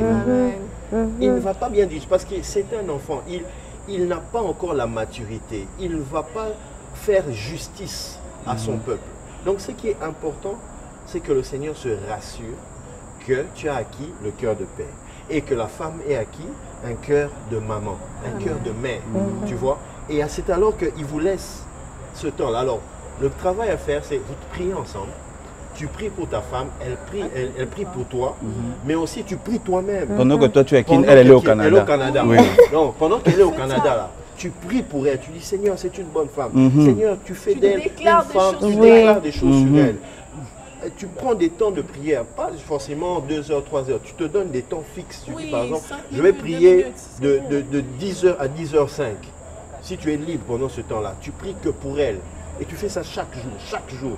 Le problème, c'est de ne pas prier 2 heures, mais de prier juste, de prier avec constance. Parce que la prière faite avec constance a aussi d'autres effets. Okay? Et c'est un rendez-vous que tu prends avec Dieu. Lorsque tu es sérieux avec Dieu, tu t'es dit: Seigneur, je viens te rencontrer à 10 heures. Tu viens à 10 heures. Et il est déjà là. Il se rend compte que tu es là et tu parles avec lui. Et tu l'adores. Et tu lui donnes les meilleurs mets qu'il aime. Et puis, il te répond. Et il travaille pour ton mariage, pour ta famille, que tu n'as pas encore formée. Même quand tu ne la connais pas encore. Même quand elle est au Canada là-bas. Tu es en train de prier pour elle. Le Seigneur est en train de lui donner un cœur nouveau. Amen. J'ôterai de votre cœur le cœur de pierre. Et je mettrai en vous un cœur de chair. Un cœur nouveau. C'est ça. Donc, ne vous dites pas que ça traînait, ça fait 2 ans, ça fait 3 ans qu'on est fiancés. Dieu prend le temps. Pour nous, c'est un cas particulier. Mes frères, mes sœurs, ne nous imitez pas. Ne faites pas les choses parce que maman Roliane avait dit cette année et tout, moi aussi cette année. Non, si le Seigneur est en train de travailler avec toi, sois patient. Sois patiente avec Dieu. Sois patiente avec les progrès que Dieu est en train de faire dans ta vie. Dis-lui plutôt merci.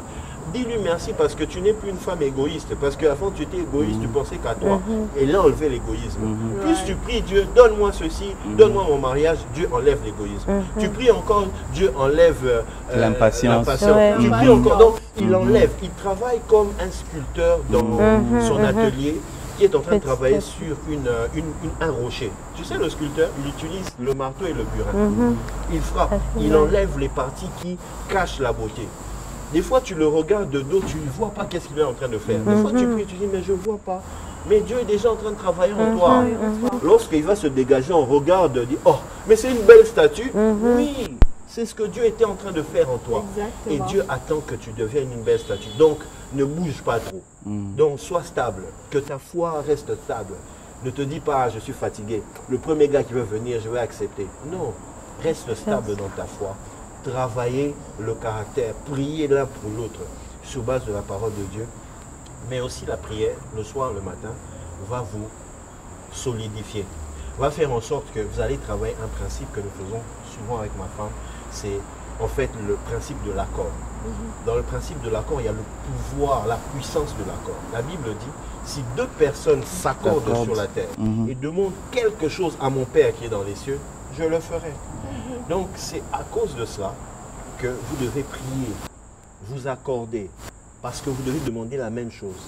Vous ne devez pas demander, moi je demande, ah mon mariage, je voudrais que, notre mariage, il faudrait qu'il y ait la Mercedes là. Non, ce n'est pas ça qui est le plus important.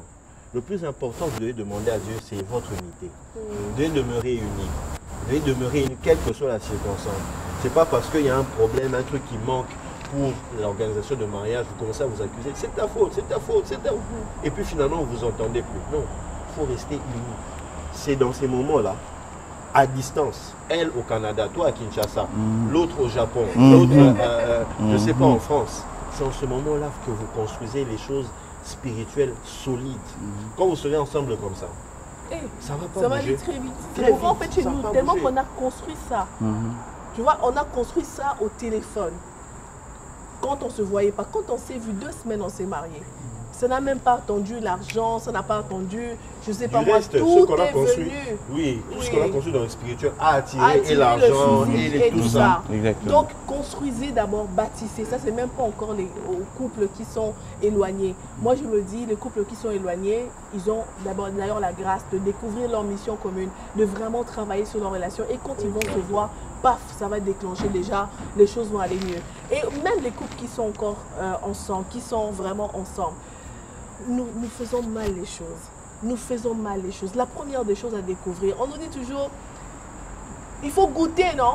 Goûter à la femme pour voir si ça va. Il faut vous regarder la nudité et tout ça. Écoutez, ça, c'est pas la première des choses à regarder.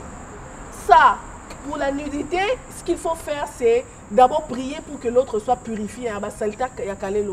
Je vous dis, les gens se marient, vont avec les vieux démons, ils entrent à travers dans le mariage.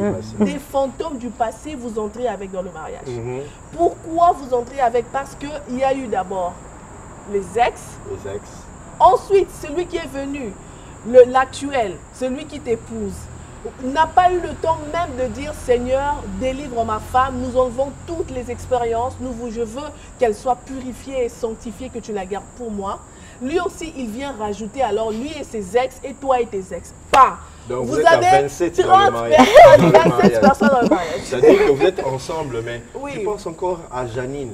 Tu es ensemble, mais tu penses encore à Georges. Vous êtes là, mais il y a encore les démons du passé. Dans le mariage, les couples ne sont pas heureux, épanouis sexuellement. Je vais vous dire la vérité.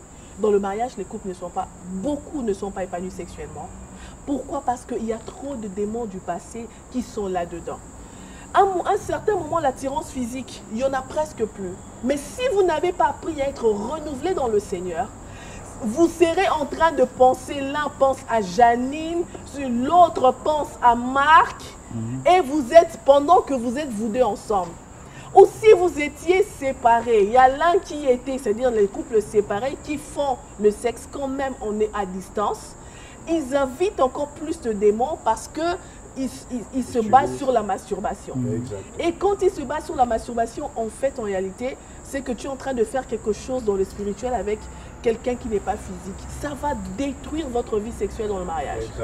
Désolée, je ne sais pas pourquoi j'insiste dessus, parce que je sais que beaucoup de jeunes expérimentent ça. C'est ça. Ils sont dans la masturbation. Il y en a qui sont pas seulement dans la masturbation parce qu'en fait, il n'y a pas de femme. Mais c'est parce qu'en fait, il s'est tellement masturbé qu'il ne ressent plus grand-chose avec les femmes. Donc, il peut commencer là et puis finir avec la masturbation. Ça touche les couples, ça touche les pasteurs. Tu vois cette histoire de sexe, et ben on a pasteur te. Écoute un pasteur, écoute un pasteur, écoute un ensemble. Le secret pour être délivré du sexe, c'est de reconnaître d'abord ton impureté. Tu reconnais ton impureté. Tu reconnais en fait tout ce que tu as fait, c'était mal. Et tu demandes à Dieu la force de quitter. La force d'enlever, de sortir de là. Tu dis à Dieu, appelle-son quelle est, comment ça se le dégoût, voilà. Le dégoût du mal. Le dégoût du mal est que le Seigneur t'aide à poser des actions qui vont te permettre de ne plus retourner là-dedans. On ne le dit pas parce que nous on est saints. On le dit parce que nous-mêmes aussi on a été dans des vies avant. Vous voyez? Des vies compliquées avant. Le Seigneur nous a délivrés. Moi, je me disais, Seigneur, moi, je veux me marier vierge. Je le disais à Dieu, je veux me marier vierge. Mais après, le diable t'a tellement frappé que tu as été, tu vois, le diable te frappe et toi-même, tu t'es retrouvé dans une vie compliquée. Et quand je suis venue dans le Seigneur, j'ai dit à Dieu, Seigneur, est-ce que tu peux m'aider alors à bien faire les choses? Le Seigneur m'a expliqué que, et ça je vais vous dire aux jeunes filles et aux jeunes garçons, la virginité que le Seigneur considère, ce n'est pas juste la virginité, elle a l'hymen. Elle n'a jamais été avec un homme, mais plutôt elle a été souillée autrement. Elle a été dans la masturbation, elle a été dans la pornographie, elle a été dans un environnement malsain. Je suis vierge, mais je sais, je peux m'habiller aussi bizarrement, sexy pour attirer les yeux des hommes. Tu es en train de te souiller toi-même. Ce n'est pas la bonne virginité. Alors, si tu as déjà été comme ça, tu dois encore prier pour que le Seigneur te rende vierge, rende ton esprit vierge. Le Seigneur, quand il te rend vierge, il enlève toute l'impureté. Il te prépare à n'appartenir qu'à un homme. Amen. Une femme qui n'appartient qu'à un homme, l'homme sait que cette femme m'appartient. Et l'homme reste collé à cette femme. La fusion se fait bien. Mais si la femme n'a pas été délivrée, l'homme n'a pas été délivré avant, ne songe pas à aller auprès de Dieu pour que le Seigneur les rende purs. La fusion dans le sexe, les couples ne disent pas la vérité. Hein. La fusion ne se fait pas bien. Je disais en fait, on était en discussion avec beaucoup de femmes, de certaines femmes, qui disaient, ah, une femme peut faire longtemps sans faire l'amour. Et ça marche. Donc, il n'y a que les hommes qui pour eux, enfin, ça ne marche pas. Je leur ai dit non, c'est faux. Une femme, je vous assure, dans le mariage, une femme dans le mariage, elle ne peut pas faire autant de temps sans son homme. Ils me disent comment ça? Non, pourtant, moi, non, on reste comme ça. Je dis non. Ça veut juste dire que la plupart des femmes dans le mariage ne sont jamais épanouies sexuellement. Une femme qui est vraiment épanouie sexuellement aura besoin de son homme tout le temps. Parce qu'ils ont le même rythme que l'homme. Mais dans le mariage, l'homme, il prend son plaisir qui est comme égoïste. Il a son plaisir égoïste. Il ne prend pas le temps de vraiment accompagner sa femme pour qu'elle soit épanouie sexuellement.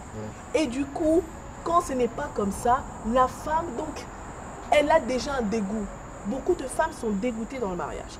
Ou beaucoup de femmes, je peux vous le dire, elles vont ailleurs aussi. Il y avait un docteur qui me disait, Roliane, les femmes de là où je suis me draguent, les femmes mariées. Je lui dis, les femmes mariées? Elle m'a dit oui, les femmes mariées veulent que je sorte avec elles. Je lui dis, comment ça? Il m'a dit, pendant que les hommes vont s'occuper, leurs maris vont s'occuper des femmes de l'extérieur, qui s'occupe de leurs femmes? Il faut se poser des questions. Il y a beaucoup de choses à dire sur le sexe et je pense vraiment qu'on aura le temps d'y revenir en profondeur pour que les gens comprennent l'importance de se garder pur. Tu te gardes pur, c'est pour que tu sois heureuse, en fait, épanouie sexuellement dans le mariage. Exactement. Vous voyez que vous devez vous abonner à Famille Accomplie parce que moi je vais m'abonner. Donc tu n'étais pas encore abonné. Non, je vais m'abonner avec mon compte personnel cette fois-là. Non, mais vraiment, c'est pour dire que ce sont des choses vraiment importantes, mais sur lesquelles on ne martèle pas assez, voilà. Parce qu'on pense que c'est tabou, parce qu'on pense qu'on ne devrait pas dire ça. Mais pourtant, les gens, la mauvaise information passe beaucoup plus facilement par le trottoir, par tel m'avait dit, un grand frère m'avait raconté, une grande sœur m'avait dit. Pourtant, c'est dans le milieu des enfants de Dieu que ces choses devraient se dire. Et je remercie le Seigneur que vous puissiez le dire avec autant d'aisance et avec autant de clarté. J'espère que quelqu'un aura vraiment compris. Alors, pour chuter, maman Roliane et papa Eden, vous aviez dit lors de l'émission précédente que lorsque vous êtes entrés dans le mariage, le Seigneur vous a parlé des choses qu'il fallait nécessairement connaître avant d'entrer dans, une fois que vous entrez dans le mariage, et aussi les principes pour travailler sur votre unité. Alors c'est quelque chose que nous voulions vraiment, d'ailleurs quand on resuivait encore des portions de l'émission avant de venir pour la deuxième, parce que ça faisait quand même longtemps, on voulait se rappeler de certaines choses. même nous-mêmes, on s'est dit, ah non, ça, il faut qu'on pose ça. Ce n'est pas une question des internautes, ça, c'est notre question.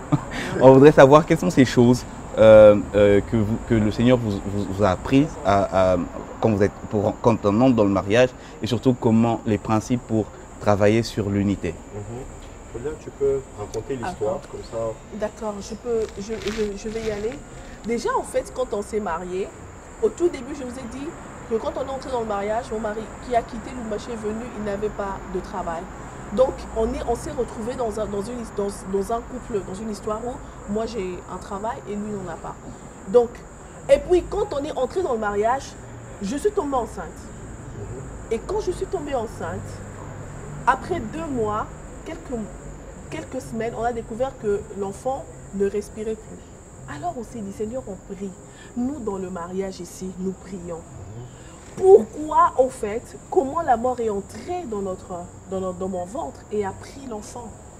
Et c'est là où justement le Seigneur a commencé à nous expliquer. Pendant qu'on priait à la fois pour le travail, et on priait à la fois pour le travail, et on priait pour dire, Seigneur, comment notre enfant est parti comme ça? Et que comment est-ce qu'on allait encore retomber enceinte? On a discuté de cela avec le Seigneur. C'est alors que le Seigneur a commencé à nous expliquer. 1. Vous êtes fous. On est fous, nous deux. On est fous parce qu'on est entré dans un mariage où on ne se connaissait pas. On se connaissait pas. Mais tout de suite, on veut déjà avoir le même, c'est-à-dire que la même configuration que tous les autres couples. On veut que lui, il aille au boulot, moi je vais au boulot, et si on se retrouve le soir, on est fatigué, on dort. Dieu a dit, je vous laisse le temps de construire votre unité. Je vous laisse le temps de vous connaître. Et d'être ensemble. D'être ensemble. Si vous ne vous connaissez pas, vous allez échouer comme tous les autres couples. Beaucoup de couples échouent. Vous devriez apprendre à vous connaître. Alors vous avez besoin du temps. Vous avez besoin du temps à passer ensemble. On a eu des problèmes parce qu'autour de nous, les amis, la famille ne nous ont pas vus pendant près de 2 ans comme ou 3. Oui. On est resté renfermés en nous où on devait apprendre chaque chose, apprendre les mêmes leçons.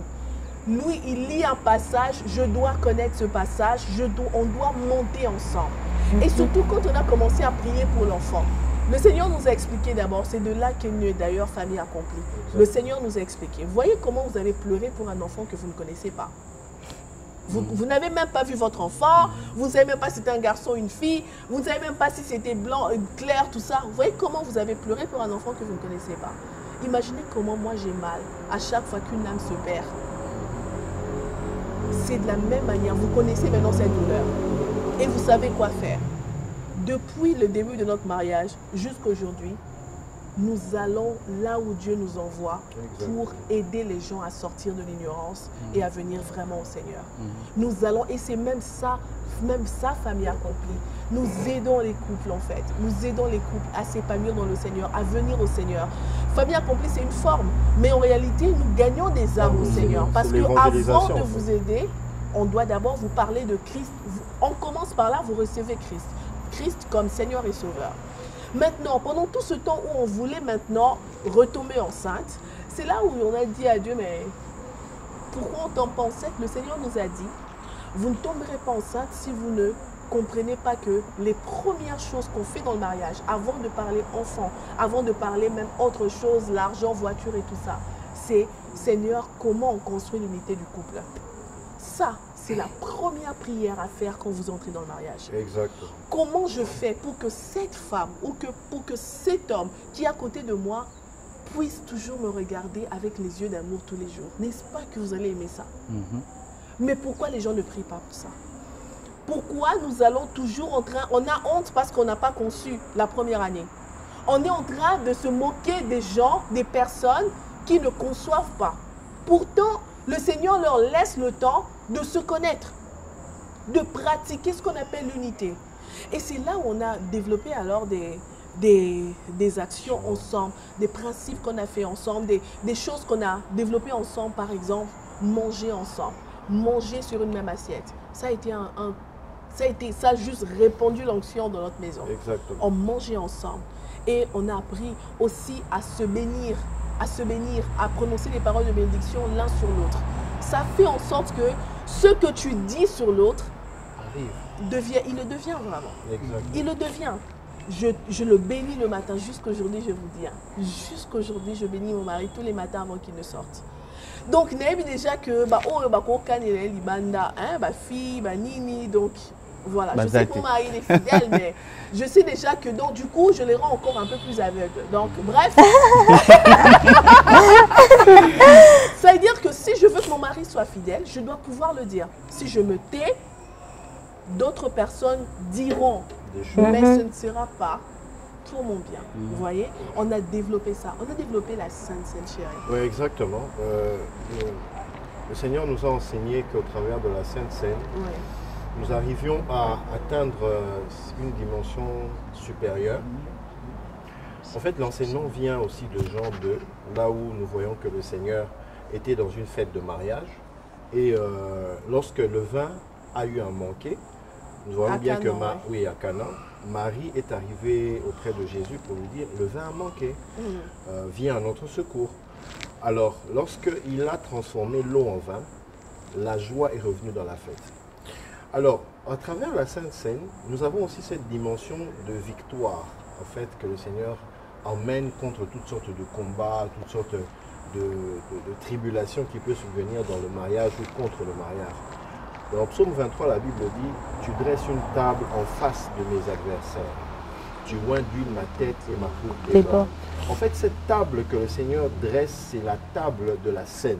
Nous voyons qu'avant de remonter au ciel, avant la crucifixion, il mangea avec ses disciples.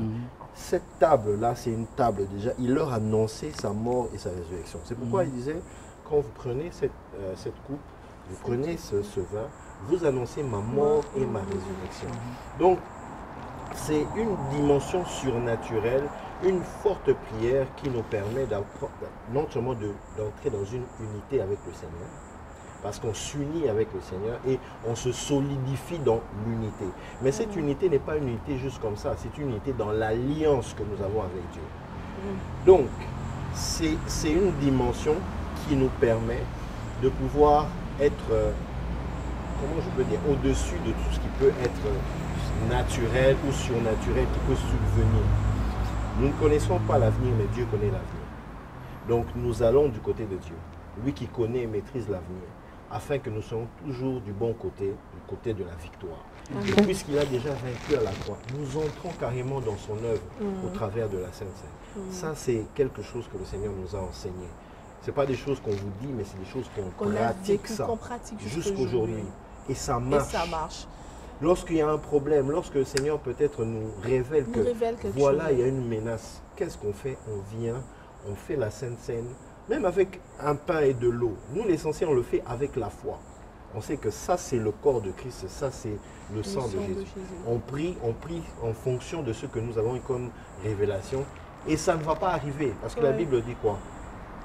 La Bible dit que, quelles que soient les choses que l'on va faire contre toi, cela n'arrivera pas, cela n'aura pas lieu. Ça, c'est l'Éternel qui dit, tu vois. Et nous prenons juste la parole, nous l'appliquons. Le secret de la réussite dans un couple, fiancé ou marié, appliquer la parole de Dieu. Appliquer la parole de Dieu avec la foi. La foi ne se demande pas pourquoi, la foi ne se demande pas comment. La foi, c'est seulement que la Bible dit. C'est ça qu'il faut faire. Pratiquez ce que la Bible dit et vous le verrez s'accomplir. Ne dites pas depuis que je suis en train de prier, tu fais une déclaration maintenant. Crois que tu l'as reçue. Parce que dans les minutes qui suivent, tu verras les choses se manifester. Dans les heures qui suivent, c'est l'espérance qui fait en sorte que tu reçoives. Si tu n'espères pas, tu n'auras pas. Si tu ne crois pas que ce mariage va être possible, tu ne l'auras pas. C'est exactement ça. C'est la foi qui fait en sorte que nous recevons ce que le Père a prévu. Car le Père, c'est lui qui marie ses enfants. Amen. Et puis aussi, il y a un autre principe que les couples semblent négliger, c'est, en fait, on en a parlé, mais c'est la consécration. La consécration, ça signifie que vous savez détecter ce qui est mal, que vous allez arrêter. Vous arrêtez. Moi, le Seigneur n'a rien contre la télé. Hein. Nous, on n'a rien non plus contre la télé. Mais le Seigneur nous a dit pas la télé, pas la télé. Donc, on n'est pas... il y a une télé chez nous, mais en fait, restez assis en couple parce qu'on sait que on doit se divertir. Et même quand on met le moins de 18 ans, on se dit que nous, on a plus de 30 ans, donc on peut regarder. Ça, vous êtes en train de vous détruire. Je vous le dis, regardez la pornographie en couple, vous vous détruisez. Vous détruisez votre couple vous-même. Absolument. Ne le faites pas, vous n'avez pas besoin. C'est fou, les gens se moquent de nous, mais la meilleure façon de rester bien dans le couple et vraiment de réussir votre vie sexuelle, c'est de prier avant de le faire. Priez avant de le faire, vous allez bien le faire. Oh non, moi je suis... On a commencé même à vilipender des frères qui n'ont pas connu de femme. Vous avez déjà entendu ça? Non, on se moque de moi parce que moi je n'ai pas de copine, je ne connais pas de copine, on me dit que je serai nulle dans le mariage. Et il faut bien les regarder pour leur dire, c'est vous qui allez être nuls, vos femmes vont vous tromper. Oui, moi là, ma femme va connaître ma force, ma vigueur. Ma vigueur, là, je ne vais pas la donner à des femmes qui n'en ont pas besoin. Je la garde pour ma femme. Et dans le mariage, mon frère, pour bien t'occuper de ta femme, télécharge l'onction de l'esprit. Et tu vas voir comment tu vas faire ça, à la manière de Dieu. Exactement. Non, je vous dis, vous savez quoi? Tu rigoles, parce que tu sais, les gens se disent que c'est une affaire de la chair. Laisse-moi te dire, je te parle par expérience. Lorsque le Saint-Esprit est là avec moi, dans cette dimension-là, je ne sais pas, mais it's wonderful. C'est wonderful. Je ne peux pas tous les jours, beaucoup mieux, encore mieux que hier. Je ne peux pas imaginer de meilleurs moments que le Saint-Esprit a placé en moi. Il a donné cette capacité. Oui. Et après, tu peux poser la question... Ta chérie peut te dire, non mais franchement, je ne sais pas d'où tu as tiré ça, mais c'est magnifique. Magnifique. Mais c'est magnifique. C'est le vin nouveau. Il faut aller vers le Saint-Esprit, dit, donne-moi le vin nouveau. Même dans cette affaire de sexe, dans le mariage, donne-moi le vin nouveau. Parce que c'est ça la joie que le Seigneur apporte. Et puis en fait, ce que je voulais dire, c'est que quand vous le faites, en fait, vraiment la dimension du Saint-Esprit, c'est que l'homme aura du mal à tromper sa femme. Parce que c'est soutenu par Dieu lui-même. Comment lui-même, c'est-à-dire son corps devient sacré, ce moment-là sacré, le lit sacré, tout ça c'est sacré. Comment l'homme va se sentir à l'aise en se déshabillant devant une autre femme? Il ne se sentira pas à l'aise. Mais si en fait, toi-même tu as habitué ta femme, ton mari à regarder le corps des autres femmes. Toi-même, t'habituer ta femme à regarder le corps des autres. Et ce moment-là, déjà, on est en train de regarder la télé, même chez les gens. Un homme qui est là en train de se déshabiller. La manière dont il fait tout pour que je ne regarde pas. Seulement ça, mais on peut se lever. On se lève, on part, on ne regarde pas. Parce qu'on ne veut pas suer. On ne veut pas. Tu peux laisser une seconde au diable en acceptant une sollicitation. Admettons, tu es assis quelque part avec des amis ou quoi, quelqu'un vient avec une vidéo, hey, regarde un peu, regarde un peu. Quand il te montre ça et que tu prends le temps de regarder, toi tu as dit seulement, ah j'ai vu seulement, mais j'ai pas fait attention. Tu as ouvert une porte. Tu as ouvert une porte. Cette porte-là, soit, je traitais un cas avec un frère qui est venu vers moi, qui me dit non, voilà, j'ai fait un rêve, j'ai vu une femme qui était dans mon rêve et tout ça, que je couchais avec elle et tout, je ne voulais pas et tout ça. Carrément, il se faisait violer dans un rêve. Mais quand il s'est réveillé, il a vu que c'était réel. Il a vu que c'était réel sur son corps. Je lui ai dit, tu as ouvert une porte. Quel est le genre de vie que tu fais? Il m'a dit, voilà, je fais ça, des fois je fais ça, dans mon téléphone, il y a tel genre de vidéo. C'est là la porte que tu as ouverte. Exactement. Tu as ouvert la porte au diable et c'est cette porte-là qui a fait en sorte que tu sois souillé et le diable est venu. Parce que tu as invité le diable. Tu l'as invité. Et c'est à cause de ça que ça crée des problèmes. Et tu vas te marier comme ça, dans cette condition-là. Et la fille d'autrui qui ne savait pas dans quoi tu étais, elle va venir aussi vivre les conséquences de ce genre de choses. Tu comprends un peu? C'est pourquoi nous disons, consacrez-vous à Dieu. Appartenez à Dieu et le Seigneur va certainement vous donner un mariage béni, fort et accompli. Et puis les mesures barrières, mes chers frères, mes chères sœurs, mesures barrières. Tu dis que tu veux cet homme-là, mais comment tu t'habilles pour attirer l'univers entier? Hein? comment tu t'habilles pour attirer l'univers entier? On nous signale qu'on est à la fin, mais bon, laissez-moi vraiment finir ça. Comment tu t'habilles pour attirer l'univers entier? Tu veux être à l'image de tous les hommes. Tu veux qu'en passant, tous les hommes se retournent. Mais tu ne sais pas ce que tu crées toi-même. Oh non, moi, tu veux que je fasse quoi? Je suis belle, Moi, j'ai rien contre... Si tu n'as rien fait et que les gens se retournent, pourtant toi tu es normal, c'est eux le problème. Mais si toi tu as la base du fait que les gens se retournent te regarder, c'est le problème, c'est que tu portes avec eux le même péché. Tu ne trouveras pas un homme, qui jouit réellement avec une femme. Oyo, tous les hommes regardent et peuvent coucher avec elle dans leur cœur. Je vous assure, combien de femmes, des jolies femmes, n'arrivent pas à attirer leur mari sur elles-mêmes? Combien? J'en ai vu plusieurs et j'ai commencé. Moi, je crains maintenant Dieu. Je crains Dieu parce que je pensais que les femmes qui n'avaient pas, les femmes en fait, les femmes jolies qui attiraient le regard de tout le monde, c'est elles qui étaient plus épanouies. C'est faux. Elles souffrent, ces femmes-là, parce que elles n'arrivent même pas à attirer leur propre mari. Mais le mari avec la femme et encore avec d'autres autres femmes. Non. D'autres femmes, en fait, je voulais dire. Mais quelle est cette femme qui peut attirer qu'un seul homme? C'est la femme qui comprend que je ne peux pas, moi, être à l'image des autres hommes. Je ne peux être qu'à l'image de mon mari. Parce que je veux attirer les regards de mon mari. Voilà. Donc, on arrête. Hein. C'est pas comme si on a fini. Vous savez, ça se terminera pas. On a beaucoup de choses à dire, mais voilà le temps. Voilà. Je crois que nous vous remercions parce que c'est voilà. C'est vraiment bénissant pour nous. Si vous voulez en savoir plus, ils sont très ouverts, ils sont très ouverts. Et vous avez maintenant leur page Famille Accomplie sur Facebook, sur YouTube. Ils sont disponibles. Abonnez-vous, écrivez leur inbox, ils répondent. Ils sont vraiment très ouverts. Vous avez entendu, c'est leur ministère. C'est pour ça que Dieu les a appelés et ils le font vraiment de tout cœur. Alors nous sommes vraiment ravis et nous sommes reconnaissants de vous avoir reçus. Et merci de nous avoir reçus chez vous. Merci de partager la vidéo, de vous abonner sur nos pages respectives, donc Famille Accomplie et puis bien sûr la nôtre, là où vous suivez votre émission Il était une fois. Mais comme il en est de coutume, pour cette émission particulièrement, je vous demanderai de faire la prière du salut pour ceux qui nous suivent. Exactement. Pendant tout le long de cette émission, certainement quelqu'un a été touché d'une manière particulière, quelqu'un qui veut faire la connaissance de ce Jésus dont vous avez parlé. Amen. Alors je vous demanderai de faire avec cette personne qui nous suit la prière du salut et ensuite je vais prier pour clôturer l'émission. D'accord. Nous allons fermer les yeux et vous allez répéter la prière après moi. Seigneur Jésus, je suis fatigué d'échouer, je suis fatigué de vivre ce genre de vie, mais je viens vers toi, j'abandonne ma vie entre tes mains, je renonce au péché, je renonce au diable, je renonce au monde et à toutes ces pratiques qui m'ont mené loin de toi.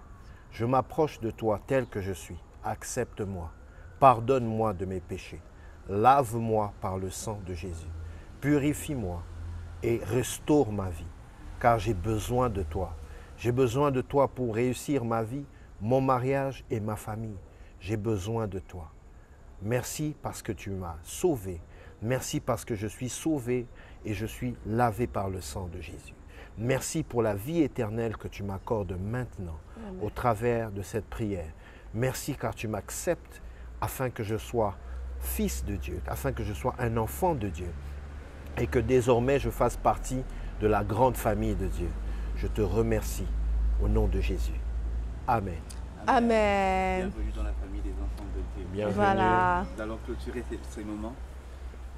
Seigneur, toi qui es amour, toi qui nous aimes et qui nous a donné de nous aimer les uns les autres et qui a donné à Papa Eden, Maman Roliane, toi qui as donné à Enoch Wildy, toi qui as donné à mon frère, cette sœur qu'il n'a peut-être pas encore vue, qu'il n'a peut-être pas encore rencontrée, mais que tu as déjà prévu pour lui.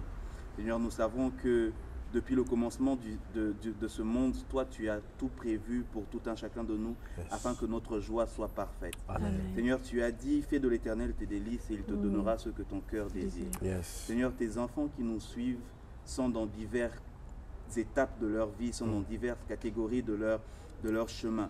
Père, pour chacun à l'étape où il se trouve, nous te demandons que ton onction et ta direction divine soient maintenant leur partage. Amen. Père, que celui qui ne sait pas exactement par quel chemin aller, Père, comme des panneaux de signalisation devant lui, oriente-le pour qu'il aille dans le bon chemin. Amen. Père, pour celui qui est à l'étape où tu es en train de le façonner, de le sculpter, comme qu'il puisse avoir la capacité et la force d'accepter les coups de marteau et les coups de burin, afin qu'il ait la forme que tu veux pour la personne que tu as préparée pour lui. Amen. Père, nous te prions afin que ceux qui nous suivent et ceux qui nous suivront au-delà de cette émission, au-delà d'avoir eu un temps à regarder des gens parler et raconter une histoire, Père, que quelqu'un puisse vraiment être touché afin de lui, à son tour, vivre ces choses et qu'il sache que ce ne sont pas que des choses que l'on raconte, que ce ne sont pas que des choses que l'on dit, mais que ce sont des choses que l'on peut vivre. Seigneur, nous te prions afin que personne de toutes ces personnes qui recevront ces paroles sorties de tes serviteurs ne puisse dire demain qu'il a échoué ce qu'il a pu recevoir aujourd'hui. Père, nous savons que tu ne nous as pas appelés pour échouer dans ce que nous entreprenons. Du reste, Seigneur, tu ne fais pas de nous des perdants, mais nous sommes plus que vainqueurs par toi, Jésus, notre Seigneur et Sauveur. Amen. Seigneur, merci de ce que toutes ces choses que nous avons comme Marie, nous le repasserons dans notre cœur et nous nous rappellerons de ta bonté et de ta fidélité. Amen. Seigneur, merci parce que tu es amour et merci de fructifier l'amour dans nos cœurs. Père, que ceux qui ont eu le cœur brisé, que ceux qui ont eu des déceptions ou quoi que ce soit et qui ne pensent plus aimer, Père, je te prie que dans le nom de Jésus, tu consoles les cœurs, mais surtout, Père, que tu leur donnes d'avoir celui que tu as prévu pour eux. Seigneur, nous savons que le hasard n'existe pas pour toi. Tu fais toutes choses bonnes en ton temps. Mais l'attente parfois peut être difficile et les choses qui arrivent pendant ce temps en chemin peuvent nous paraître compliquées. Et nous te prions, Seigneur, que tu donnes la force à ceux qui doivent attendre, d'attendre encore. Amen. Père, que celui qui n'est pas prêt, qu'il attende encore. Amen. Et Père, que celui qui est prêt ait ce que tu as prévu. Amen. Que celui qui ne voyait juste pas qui était à côté puisse maintenant ouvrir les yeux. Amen. Que celui qui voyait des hommes comme des arbres puisse maintenant voir exactement la bonne personne Amen. qui est en face de lui, telle qu'elle est pour lui. Amen. Seigneur, que ceux qui doivent être préparés soient prêts. Amen. Et mais Seigneur, je te prie que dans tout ça, nous ne puissions pas rater le ciel, ce que tu as prévu. Amen. Parce que c'est le but, parce que c'est ce que tu veux pour nous. Amen. Nous te bénissons et nous bénissons tes serviteurs qui nous ont bénis. Nous te demandons de fructifier leur travail. Amen. Père, dans tout ce qu'ils entreprendront, dans famille accomplie, dans leur vie de famille, dans leur couple, dans leur foyer. Père, que l'ennemi ne puisse pas avoir de brèche là où eux, ils ne l'ont pas ouvert. Et Seigneur, là où, par je ne sais quel mécanisme, il y aurait quoi que ce soit, nous te prions afin que Seigneur, tu les préserves toujours. Préserve-nous tous et que l'honneur et la gloire reviennent à toi et à toi seul. Dans le nom précieux de Jésus, ton Fils, nous avons ainsi prié. Amen. Amen. Amen.